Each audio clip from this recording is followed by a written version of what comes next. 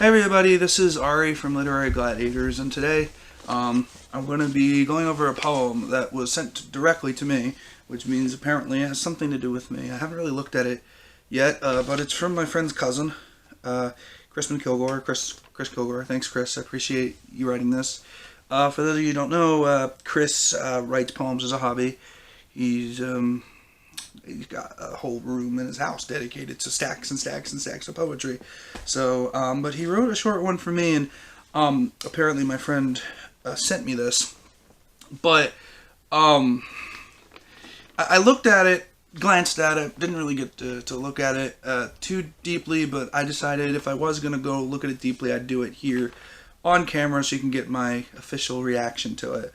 So this poem is called Thoughts at 2 a.m. by Crispin Kilgour. Chris Kilgour. Every second is a first, said the face to the hand, but the hand didn't listen and it went on its way.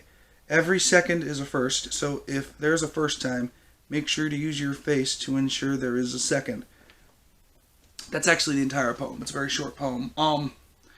I reading this at first is interesting because it sounds like it's talking about, I can't really tell if it's talking about time or if it's talking about like how you react to certain things, but I'm looking at it very carefully. I'm seeing every second, the face to the hand kept going, that I think this is supposed to be talking not about actual faces and hands, not people's faces, but possibly a double meaning to mean the faces and hands of a clock.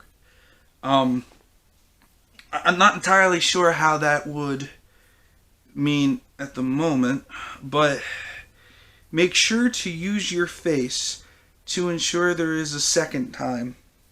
So I think we'll go through every line separately. So every second is a first. I think what that basically is trying to say is that every second of someone's life, every moment is something new happens. I mean, everyone always says you learn something new every day. Saying this line twice, I think, has a lot of meaning to it, so I think that is going to be the main circular point of this poem. So every second is a first, said the face to the hand, but the hand didn't listen and went on its way.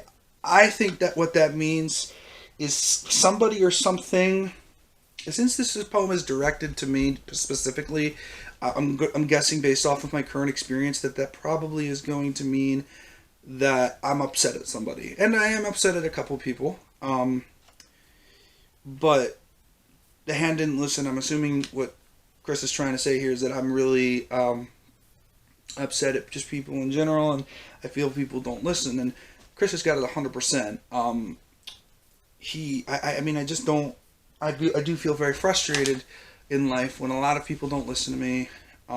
It is a bit of a struggle, especially recently. I've had a lot of ignorance pile up and a lot of bullying, a lot of disturbance. But there are also other things in life that are good, and I think that's what the second half of the poem is saying. Every second is a first, so if there's a first time, make sure to use your face to ensure there is a second. I think in this case, I don't think Chris is talking about the clock anymore. I think he's talking about me. I think he's talking about my face. I'm saying he's making sure to use my face to ensure that a second time is possible. So is he saying maybe I should be more assertive? Is he saying maybe I should be more pay more attention? Maybe I'm not doing the right actions or something. But I can tell, and Chris, if you're watching this, I can tell that you are saying to me, through not just for you, but through, all of my friends, that there's something here I'm missing, or something here to let go of something, or when these things kind of happen, just don't always search for a reason. If something happens for the first time, maybe pay attention to who those people are with your face. Like, are these people who are worth pursuing anymore? I can tell you that, for instance, the community here at Literary Gladiators has always been very they're very helpful, and they're all very supportive of me. But there are other people who sometimes aren't, and I think what the poem is basically trying to say is, don't let time get away from you.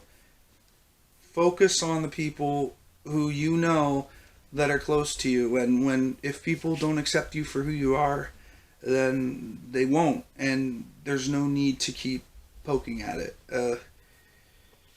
So I'm assuming that's what Chris is saying to me. Again, Chris is my friend's cousin, and my friend sent me this email. He said, "Oh, we wrote this for you," and I'm like, "Okay, what does that mean?" I had no idea what he meant, but I appreciate you writing this for me, Chris. I will definitely look at this more in depth soon. I just thought, for the sake of Literary Gladiators, it would be good to get a first reaction out of this. So this poem is called Thoughts at 2 a.m., and I wanted to thank Crispin for Chris for sending this, thinking of me. I know that I know he's written other poems, not just for me, but just for some of his friends and family as well. So I appreciate it. It means a lot. So I will see you next time, guys, on Literary Gladiators. And I just wanted to say thanks to all my gladiators for being very supportive, and for all of our fans out there for Literary Gladiators. We know it's been a little bit of a couple rough months recently, but we appreciate all your support. And just remember that if there are people out there that they don't give you another chance, then the best thing to do, I think, is what Crispin here is saying, is just to move on. And I think I need to learn that lesson as well. So anyway, I'm R.A.S. Gans for Literary Gladiators, and make sure to keep reading.